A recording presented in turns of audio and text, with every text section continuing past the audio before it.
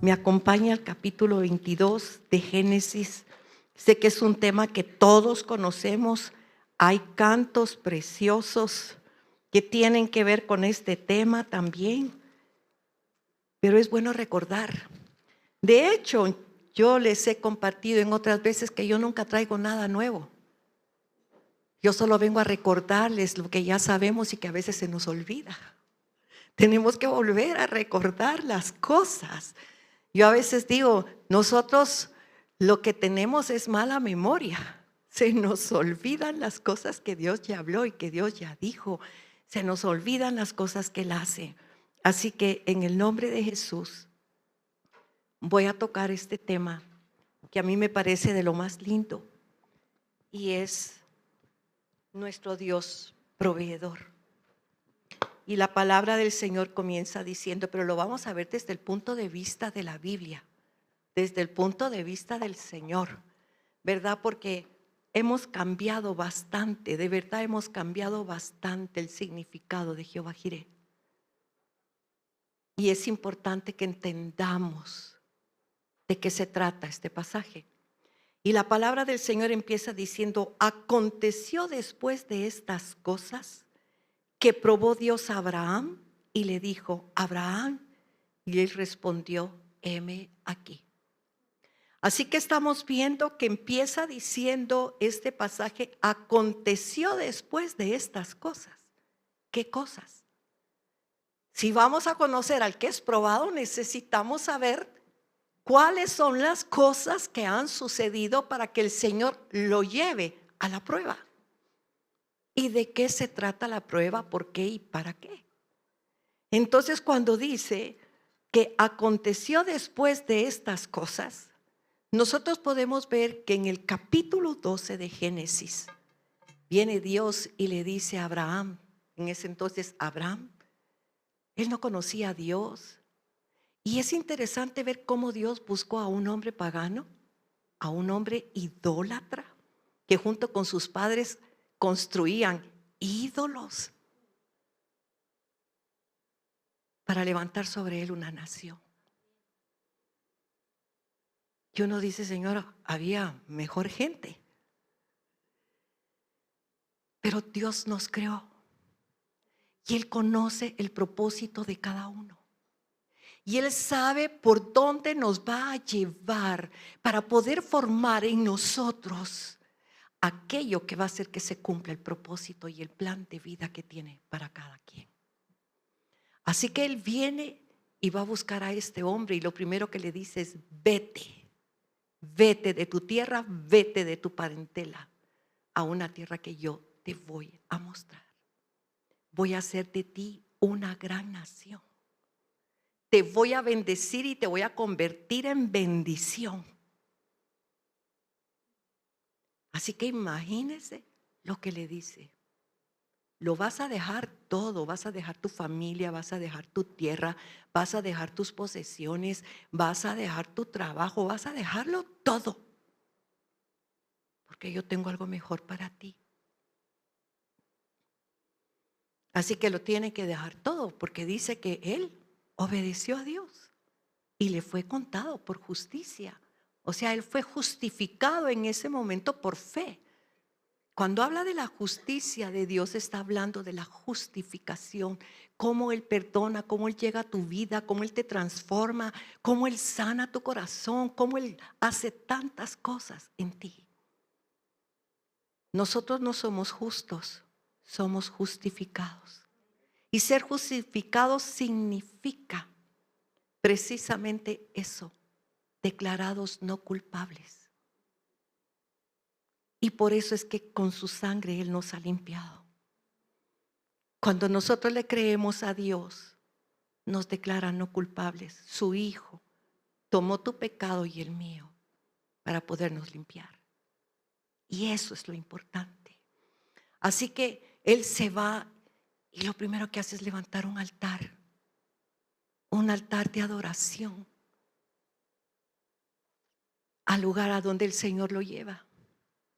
Pero luego vemos nosotros en el capítulo 15 está un día, porque estamos hablando de después de estas cosas, ¿verdad? ¿Qué cosas? Pues cuando lo llama, cuando lo aparta de su familia, cuando le dice que lo siga, ahora viene y él le había prometido levantarle una gran nación.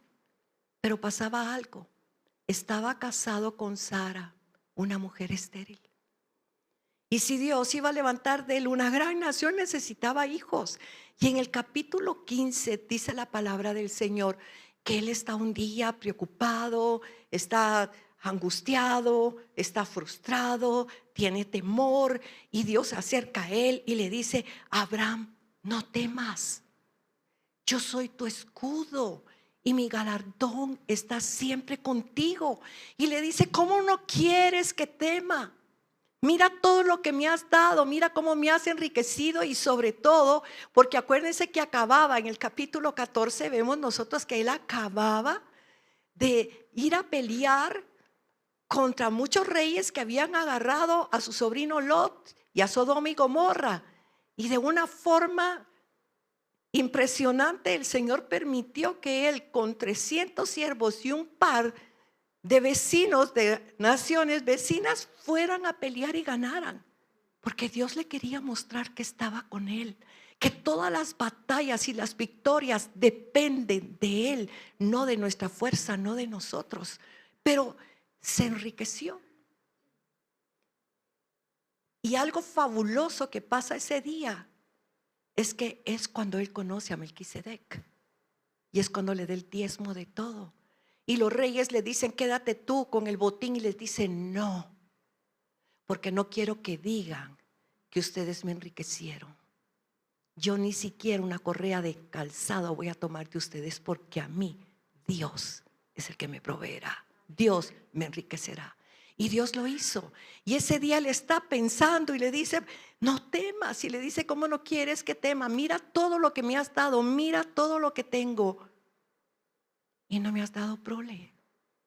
Y el que va a tener que heredar todo esto es un siervo de mi casa. Y le dice: no, no va a ser un siervo.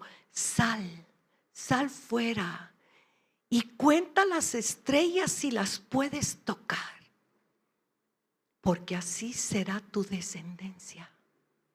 Tal vez él no lograba entender, no lograba en ese momento darse cuenta y decir: ¿cómo que así va a ser mi descendencia? No podía contar las estrellas, imposible. ¿Y cómo que mi descendencia va a ser así de grande? Como que en ese momento él todavía no le hacía algo, el clic en su mente de que voy a hacer de ti una gran nación. Él no había entendido que él podía convertirse en una nación. Todas las tribus de Israel que nosotros conocemos salieron de una persona y fueron formando tribus, fueron formando naciones, fueron formando pueblos. Y nuestra descendencia, nosotros nunca pensamos en nuestros antepasados, a pesar de que la Biblia, miren, Job dice: pregunta a tus generaciones pasadas, porque mucho de lo que nosotros vivimos hoy es la consecuencia de lo que vivieron ellos. Así que no estamos solos. Usted me ve aquí enfrente, a mí sola, pero Dios no. Dios mira a mis padres, Dios mira a mis abuelos, bisabuelos, tatarabuelos, y así se va hacia atrás y ve a mis hijos, a mis nietos, a mis bisnietos, a mis tataranietos y a mis generaciones por venir. Por eso Él dice que Él visita hasta 1000, bendice hasta 1000 generaciones de los que lo aman. Quiere decir que nosotros amamos a Dios y 1000 generaciones van a ser bendecidos por eso. Y no nos ponemos a pensar, solo pensamos en nosotros mismos, pero tenemos que pensar en los demás y en lo que nosotros les vamos a heredar a los nuestros. Así que le dice: no. Y entonces viene el Señor y le dice: trae animales. Ustedes conocen, ¿verdad?, que Él hace un pacto con los animales. Y en ese momento, esa era la forma en que hacían pacto en ese entonces. Llevaban animales, los partían por el medio, pero así a lo largo. Ponían la mitad de un lado, la mitad del otro. En medio estaba lleno de sangre de los animales. Y entonces los que pactaban se ponía uno en esta punta de los animales, el otro en la otra punta, y empezaban a caminar. Y al juntarse en el medio, miraban a los animales y decían: así nos haga Dios si no cumplimos el pacto. Los pactos eran de muerte para el que no lo cumplía. Pero Dios sabía que Abraham no podía entrar en pacto. Nosotros hacemos voto con Dios. El que hace pacto es Él. Y entonces viene y lo durmió. Él tuvo un sueño, se quedó dormido. Y muchos estudiosos dicen que el sueño no era físico, sino era el peso de la gloria de Dios sobre él. Y eso fue lo que lo botó y lo durmió. El peso de la gloria del Señor. Y vio cuando solamente el Señor pasó en medio haciendo un pacto unilateral, porque únicamente Dios pasó, únicamente Dios pactó, únicamente Dios se atrevió a decir: si yo no te cumplo lo que te estoy diciendo, mira lo que puede pasar. Se atrevió a mostrarle a Moisés hasta dónde podía llegar él si no cumplía su pacto. Así que Dios es un Dios de pactos y lo que Él ha dicho siempre se va a cumplir. Tal vez no en tu tiempo, no como tú pensaste, sino a la manera de Dios, pero Él lo va a cumplir y es lo único que importa. Así que entonces vemos nosotros todo lo que pasa en el capítulo 17. Él ya está viejo en todo esto, ya nació Ismael también, y en el capítulo 17 Dios le vuelve a hablar y ahí es cuando le dice: yo soy el Shaddai, anda delante de mí y sé perfecto, porque acababa de cometer un error grande con Agar. Pero así le dice el Señor y le dice: tu nombre no será más Abraham, sino que tu nombre ahora será Abraham, porque serás padre de multitudes. Y tu esposa no se va a llamar más Sarai, su nombre será Sara, porque será madre de príncipes. Y en ese momento les cambió el destino, porque cambio de nombre es cambio de destino. Y lo importante es que Dios añadió la letra Hey en el nombre de Abraham y en el nombre de Sara, porque la Hey es la letra de la vida, es la letra del nombre del Señor. Así que lo que hace es que les da vida en ese momento. Y vemos nosotros luego en el 18 que Dios visita a Abraham y le dice: de aquí a los días Sara concebirá un hijo. Y todavía dice Abraham: ¿cómo va a ser posible que a un hombre de 100 años y a Sara, que ya está vieja, pueda tener un hijo? Y Sara se rió. Y entonces Dios le pregunta: ¿por qué se está riendo Sara? Y ella dijo: no me estoy riendo, porque tuvo temor. Pero Sara había pensado: ¿será que a Dios se le olvidó cuántos años tengo? Porque ya no era tiempo. Dice que la costumbre de las mujeres se le había ido, así que era doblemente estéril. Pero nace Isaac. Así que después de que nace Isaac y empieza a crecer y a formarse en un joven, empieza nuestra historia. Entonces era importante que entendiéramos que después de esas cosas, Él probó a Abraham. Y gracias a Dios que es una prueba. Nosotros sabemos la historia, porque si no diríamos: que salvaje Dios. ¿Cómo le pide que mate a su hijo, que sacrifique a su hijo? Pero es una prueba. Y tenemos que entender que cada vez que Dios nos llama y nos mete en una prueba, Él lo hace por dos razones. La primera, porque en las pruebas Dios se quiere revelar a tu vida. Quiere que lo conozcas, que sepas quién es Él. Por eso lo importante de aprender los nombres de Dios es que conocer los nombres de Dios es conocer su naturaleza, es conocer su carácter, es conocer sus atributos, es conocer quién es Él. Así que vino y viene y le dice: toma ahora tu hijo, tu único Isaac, a quien amas. Y algo interesante de saber es que la primera vez, mire, llevamos 22 capítulos en la Biblia y la primera vez que se menciona la palabra amor es aquí, en Génesis 22. Cuando le dice: dame tu hijo, tu único, el que amas. Y le dice el único porque en ese entonces él ya tenía ratos de no tener relación con Ismael. Además, el único hijo de pacto era Isaac. Así que viene y le dice: a quien amas, y vete a tierra de Moria y ofrécelo allí en holocausto sobre uno de los montes que yo te diré. Y Abraham se levantó muy de mañana y enarboró su asno y tomó consigo 2 siervos suyos y a Isaac su hijo, y cortó leña para el holocausto y se levantó y fue al lugar que Dios le dijo.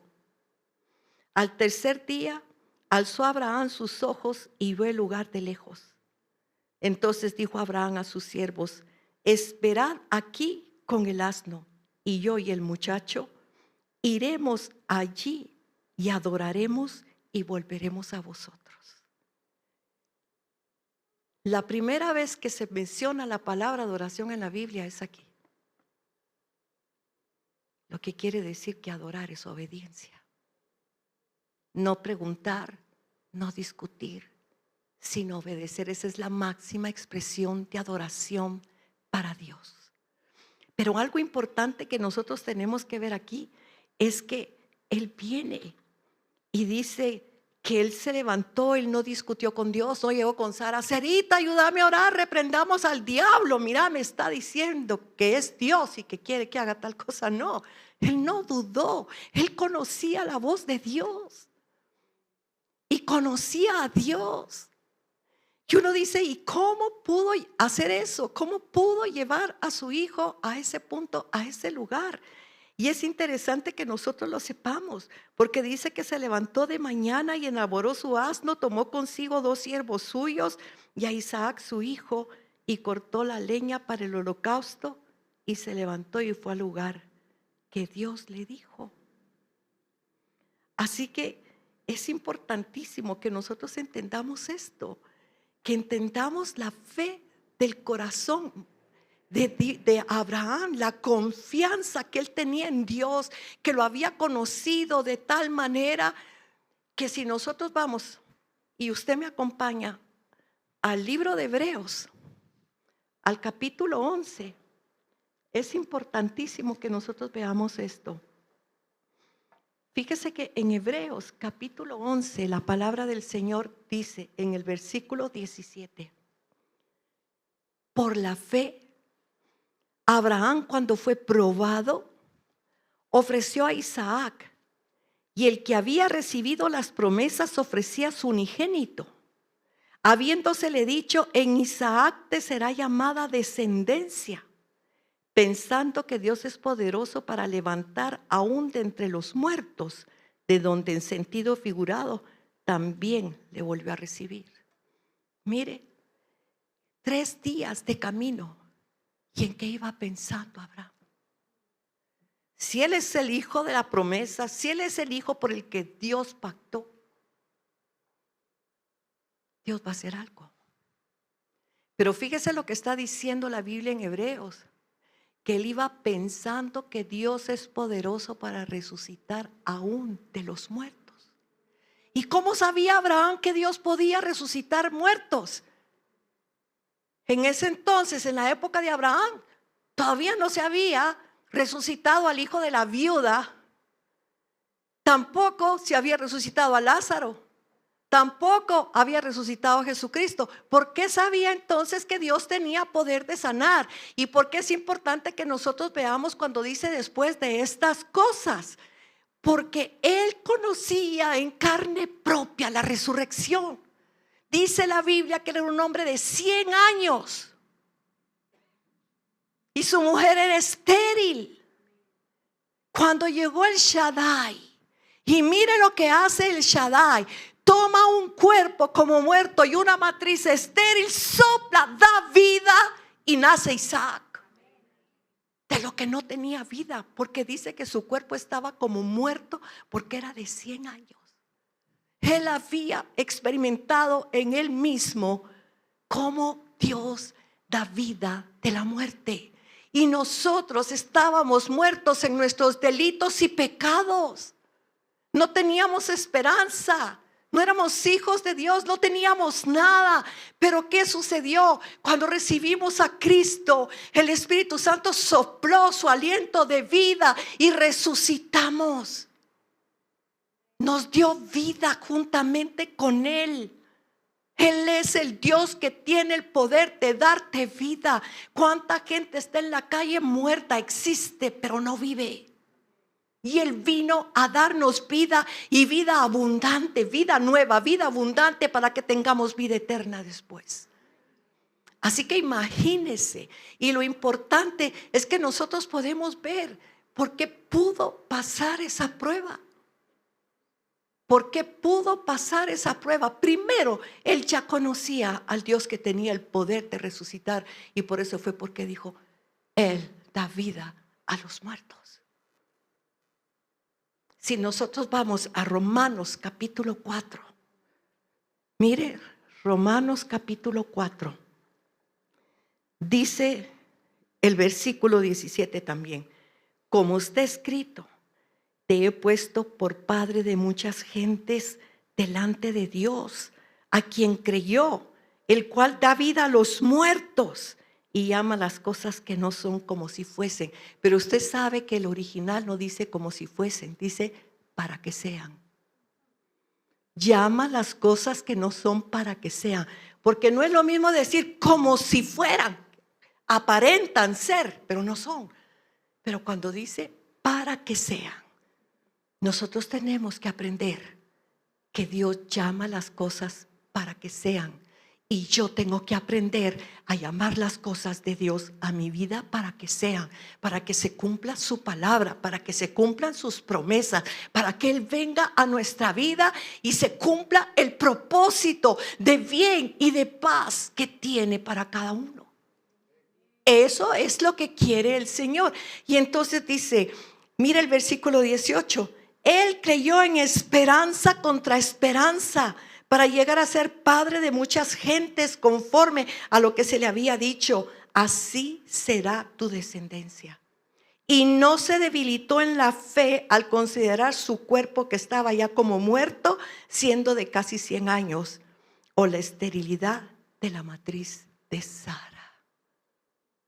Entonces usted puede ver, él caminaba en esperanza contra esperanza. Y nosotros tenemos que aprender a andar siempre con esperanza, porque sabe que el principio de la, ¿cómo es? El principio de la desesperanza es el final de la fe. Cuando perdemos la esperanza, perdemos la fe. Dejamos de creer, nos alejamos de Dios, nos secamos por dentro. Y por eso es importante que nosotros podamos conocer quién es el Dios que provee.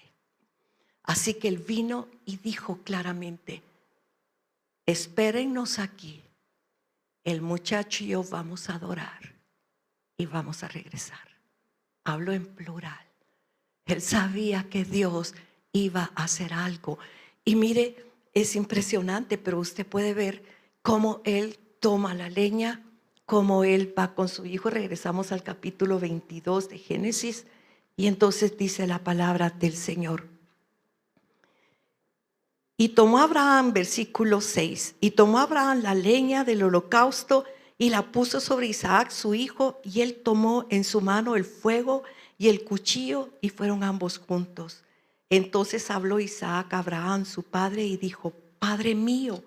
Y él respondió: heme aquí mi hijo. Y él dijo: he aquí el fuego y la leña, mas ¿dónde está el cordero para el holocausto? Y respondió Abraham: Dios se proveerá de cordero para el holocausto, hijo mío. E iban juntos. Sabía que Dios iba a proveer algo. En ese momento él sabía que su hijo era el cordero. Y estaba dispuesto a llegar a lo último. Pero nosotros siempre estamos negociando con Dios. Dios nos pide cosas, deja eso, sal de ahí, no hagas aquello, y empezamos a negociar con Dios. No es que lo que pasa, Señor, es tal cosa, y hasta queremos que bendiga a nuestros ídolos, ¿verdad? Sí, uno puede hacer ídolos de uno mismo, ídolos de un esposo, ídolos de un hijo, ídolos de una empresa, pero Dios no bendice ídolos. Dios desarraiga los ídolos. Y yo le dije que cuando Dios prueba, lo hace por dos cosas. Una, porque se quiere revelar a nuestra vida, y la otra, porque te quiere mostrar el corazón.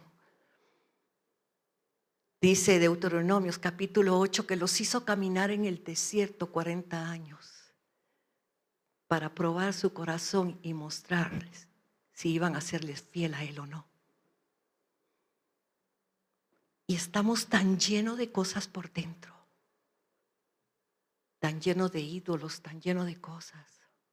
Yo ya les compartí una vez a ustedes, yo fui levantada como ministra de la congregación donde estuve por muchos años. Y antes los carnets no son como son los de ahora, sino que eran cartoncitos, ponían la foto de uno y la firma del pastor. Bueno, así eran. Y de repente pues yo me enfermé, estuve bastante enferma, yo ya les conté, y cuando yo salí la última vez del hospital, que iba bien mal, yo cuando me entraron, porque fue por la quimioterapia, tenía cáncer, y entonces cuando yo entré, que salí del hospital, me hinqué en la orilla de mi cama para darle gracias a Dios de que había salido del hospital, pero cuando me quise levantar para acostarme, ya mi cuerpo no me respondió, ya no me pude levantar. Y entonces me puse a llorar, y en eso entró mi hijo y me dijo: mamá, ¿qué te pasa? Y le dije: mi cuerpo no me responde, ya no me puedo levantar, no puedo moverme, no tengo fuerzas. Y entró mi esposo y los dos me cargaron, me acostaron en la cama, y les dije: déjenme sola, por favor, y ciérrenme la puerta. Y me puse a hablar con Dios y le dije: si este es el día que tú escogiste para llevarme, ya estoy lista. Ya no puedo luchar más. Es más, ya no quiero luchar más. Me cansé. Habían sido meses de estar en esa batalla. Y entonces lo primero que me dice el Señor es: entrégame tu carnet. Pero si un día me invitan a predicar y me piden el carnet, y le acababa de decir: ya estoy lista. Y me volvió a decir: entrégame el carnet, pero le voy a quitar la foto. Entrégame, mire, como 5 veces. ¿Y usted cree que yo ese pedacito de cartón se lo podía soltar al Señor? Ahí me mostró el ídolo que era mi pastor para mí. Después me empezó a mostrar mis otros ídolos, mis hijos. Mire, empezó a tratar con los ídolos de mi corazón. Yo lloré lo que usted no se imaginó, porque yo nunca pensé cuánto ídolo había dentro de mí. Y de tanto llorar me quedé dormida, y cuando me desperté estaba sana. Ahí me sanó, cuando saqué los ídolos de mi corazón. No nos damos cuenta lo que hay adentro. El corazón del hombre es engañoso y perverso más que todas las cosas. Eso lo dice el capítulo 17 de Jeremías. Es engañoso, nos engañamos a nosotros mismos. Por eso es que no logramos salir adelante, no logramos levantarnos, no logramos hacer lo que tenemos que hacer. Así que Él prueba el corazón, pero se revela a tu vida. Ese es el propósito. Y si no dijera ahí, probó Abraham, diríamos, como decimos un momentito, qué salvaje Dios. Pero Dios quería mostrarle a Abraham lo que era Isaac para él, y por eso le dice: dame tu hijo, tu único, el que amas. Porque un ídolo puede desviar nuestro corazón, tarde o temprano lo desvía. Y si se hubiera desviado el corazón de Abraham, y hubiera seguido siendo un ídolo, Isaac, para él, Dios no hubiera podido cumplir su propósito. Y por eso Dios va detrás de nuestro corazón, porque Dios le interesa que se cumpla tu destino. Y créanme que los ídolos no nos permiten. No continúes, no te asocies con esta persona. No es correcta, no puedes estar con ella, pero usted se mete de socio, después lo estafó. ¿Por qué Dios permitió que me estafara? No, no permitió, te advirtió que no te asociaras con él, pero lo hiciste. Y así nos pasa con muchas cosas, ¿me entiende? Y después culpamos a Dios. Pero si Dios lo pudo evitar, si Dios pudo hacer, no, Dios te lo advirtió, pero Dios respeta tu voluntad. Porque cuando hablamos de libre albedrío, ¿qué es el libre albedrío? Es la capacidad que Dios nos da de elegir entre lo bueno y lo malo, entre el bien y el mal. Él nos da la capacidad de hacerlo. Y en Cristo ya tenemos discernimiento, tenemos la sabiduría del Espíritu Santo, los 7 espíritus de Jehová.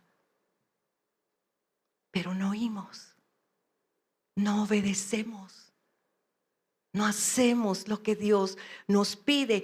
Pero en este caso estamos viendo cómo Él vino, pero Dios lo que quería era desarraigar el ídolo de su corazón. Y entonces dice, Dios se proveerá de cordero. Mire, tenemos que saber que lo que nosotros proclamamos, Dios lo va a hacer. El poder de las proclamas.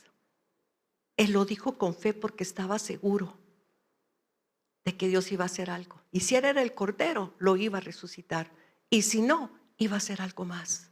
Por eso declaró, vamos a regresar. Y declaró, Dios proveerá el cordero. Es importante que nosotros tengamos ese entendimiento, por eso tenemos que tener cuidado con lo que hablamos y sobre todo cuando hablamos creyendo algo en el corazón. Un día acompaño a Helen, a Sheila, que la invitaron a predicar y entonces la persona que estaba predicando estaba hablando sobre la familia y entonces él es venezolano, yo era la primera vez en mi vida que lo miraba y de repente se me queda viendo y me dice, y estábamos a una buena distancia, y me dice, ¿tú crees lo que yo estoy diciendo? Y todavía me volteé a ver si no era para alguien más y me dice, no, es a ti a la que te estoy preguntando. ¿Tú crees cada palabra que estoy diciendo? Porque estaba hablando de linaje, ¿verdad? Sí, le digo, sí lo creo. Entonces tienes que tener cuidado, porque todo lo que Dios habla se cumple y si tú lo crees, es hecho. Mire, para mí fue una revelación poderosísima de Dios ese día. Todo lo que Dios habla, y yo lo creo, es hecho, pero todo lo que el enemigo habla y lo creo, es hecho. ¿A quién le voy a creer? La cuestión es que dice la palabra del Señor, y cuando llegaron al lugar que Dios le había dicho, edificó allí Abraham un altar y compuso la leña y ató a Isaac su hijo y lo puso en el altar sobre la leña. Y extendió Abraham su mano y tomó el cuchillo para degollar a su hijo. Entonces el ángel de Jehová le dio voces desde el cielo y dijo, Abraham, Abraham. Y él respondiendo, heme aquí. Y dijo, no extiendas tu mano sobre el muchacho, ni le hagas nada, porque ya conozco que temes a Dios, por cuanto no me rehusaste tu hijo, tu único. Entonces alzó Abraham sus ojos y miró, y he aquí a sus espaldas un carnero trabado en un zarzal por sus cuernos. Y fue Abraham y tomó el carnero y lo ofreció en holocausto en lugar de su hijo. Y llamó a Abraham el nombre de aquel lugar, Jehová proveerá. Por tanto se dice hoy, en el nombre de Jehová será provisto. Le hago una pregunta. ¿Qué fue lo que Dios proveyó en lugar de Isaac? Un carnero. Pero muchos años después Vemos a un padre llevando a su hijo al altar del sacrificio y no hay nadie que diga: detén la mano, no le hagas daño al muchacho, porque Dios mismo llevó a Jesucristo a la cruz del Calvario para morir por ustedes y por mí. Así que lo que hizo Dios, lo que le quería, la revelación que Dios le quería dar a Abraham, es que Él proveyó al que nos iba a sustituir a nosotros. Le mostró la sustitución. Quitó a su hijo para poner al carnero. Así que lo que Dios ha proveído es al Cordero de Dios, que quita el pecado del mundo y que nos da nueva vida y que nos convierte en hijos de Dios. Así que cuando hablamos de Jehová Jireh, no estamos hablando del que da dinero. Si usted tiene problemas económicos, yo le quiero dar el mejor consejo que da la Biblia: diezme y ofrende, para que Él pueda reprender al devorador por usted, para que Él pueda abrir las ventanas de los cielos y derrame su bendición económica hasta que sobreabunde. Él no va a proveer dinero porque sí. Hay reglas. Usted necesita que económicamente el Señor cambie su vida. Diezme, ofrende y dé limosna. Esa es la ley de Dios para que Él nos prospere económicamente. Pero aquí lo que está proveyendo es a Dios, y dice la palabra del Señor: si Él proveyó a su Hijo Jesucristo, ¿cómo no nos va a proveer juntamente con Él todas las cosas? ¿Qué provee? Salvación, liberación, restauración, vida nueva, sanidad. Todas las cosas que nosotros necesitamos es lo que Dios provee. ¿Pero a través de quién? De su Hijo Jesucristo. Y por eso dijo Jesús, les dijo a sus discípulos: ustedes han pedido y no han recibido, porque no han pedido en mi nombre. Pero todo lo que pidan en mi nombre, el Padre será hecho. Es a través de Jesucristo. Mire, nosotros le oramos al Padre en el nombre de Jesús, y Jesús mueve todo para que el Padre lo haga. Entonces, cuando nosotros estamos hablando de Jehová Jireh, cuando nosotros estamos hablando del Dios proveedor, nosotros estamos hablando que lo que el Padre proveyó fue a su Hijo Jesucristo para darnos con Él todo lo que nosotros necesitamos. Y por eso dice la palabra del Señor que aún no está la palabra en nuestra boca, pero Él ya sabe lo que nosotros vamos a pedir, porque el Espíritu de Dios habita en nuestros corazones. Pero Él no quiere que nosotros lo busquemos por lo que Él nos da, sino por quién Él es.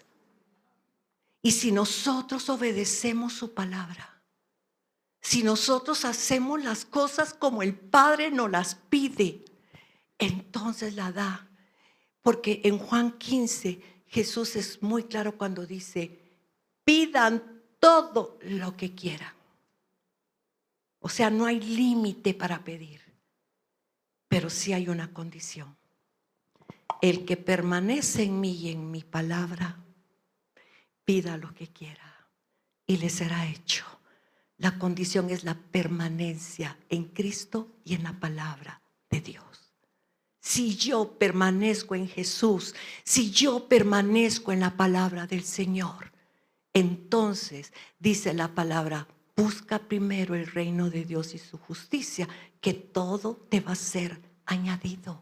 Entonces estamos viendo que todo está en buscar el reino, en buscar la palabra, en obedecer a Dios, en permanecer en Cristo. Eso es lo que el Señor quiere, es lo que Él necesita para que nuestras vidas sean transformadas, para que nuestras vidas sean llenas, para tener la plenitud que le estamos pidiendo al Padre. Porque todos los que estamos aquí, ¿no es cierto que lo que le pedimos a Dios es un cambio de vida? Más que cosas materiales. Señor, cámbiame. Señor, sana mi corazón. Señor, restaura mi vida. Padre, tú sabes el gigante con el que yo estoy luchando, pero tú tienes el poder de transformarme. Dios te ama. Nunca se te tiene que olvidar que Dios te ama, que Él te crió, que Él te acepta como eres, que eres importante para Dios, que eres único, que eres especial. El Padre dice: me gozo de que seas mi hijo. Eso es lo que quiere el Señor, que entendamos quién es Él. Ya Él se va a encargar de todo lo demás, pero quiere que le creas. Quieres que vengas al altar del sacrificio y entregues todo aquello que es un tropiezo para la obra de Dios en ti. Así que Dios es maravilloso, es grande, es poderoso, es único. Y tiene planes de bien y de paz. Y nosotros repetimos y repetimos las citas bíblicas, pero hemos dejado que se hagan vida en nuestro corazón. Hemos dejado que verdaderamente Dios obre lo que tiene que obrar en cada uno de nosotros. Él ya dio a su Hijo por ti, pero quieres que tú te rindas a su Hijo. Porque la palabra del Señor, miren, Jesús dijo: yo soy el camino, soy la verdad, soy la vida. Nadie viene al Padre si no es por mí. Pero también dice la palabra del Señor, y Jesús lo dijo: ninguno viene a mí si el Padre no lo trae. Y si estamos aquí hoy es porque el Padre nos trajo. Él nos escogió ya. Él ya nos trajo. El Padre nos trajo a Cristo para que a través de Cristo vengamos al Padre. Entonces, ¿qué es lo que provee Jehová Jireh? A su Hijo. Y algo maravilloso es que la palabra del Señor está hablando Jesús, que siempre los fariseos andan viendo por dónde lo agarran. Y entonces cuando viene, les dice el Señor: Abraham vio mi día. Oigan, Abraham vio mi día y se gozó. Y le dicen ellos: no tienes ni 50 años y dices que Abraham te vio. Porque lo vio sustituyendo a su Hijo. Vio cuando Dios quitó a su Hijo y a través del carnero puso a Jesús. Él vio ese día.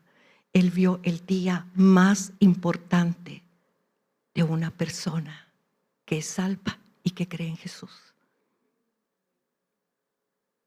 Así que se burlaron de él, pero él dijo: Abraham vio mi día. Él vio el sacrificio, él vio a Cristo en el altar. Y por eso dice que si Él no escatimó, dice Pablo, ni a su propio Hijo, ¿cómo no nos va a dar juntamente con Él todas las cosas? ¿Cuáles son todas esas cosas? ¿Qué es lo que verdaderamente tú necesitas? No pienses en el problema de la oficina, no pienses en el problema de tu casa ahorita. Piensa en tu vida personal, piensa en ti. Cierra tus ojos y mira a Jesús en la cruz y piensa: ¿qué es lo que yo necesito realmente del Cordero de Dios? Liberación, cambio de actitud, transformar tu entendimiento, sabiduría de lo alto.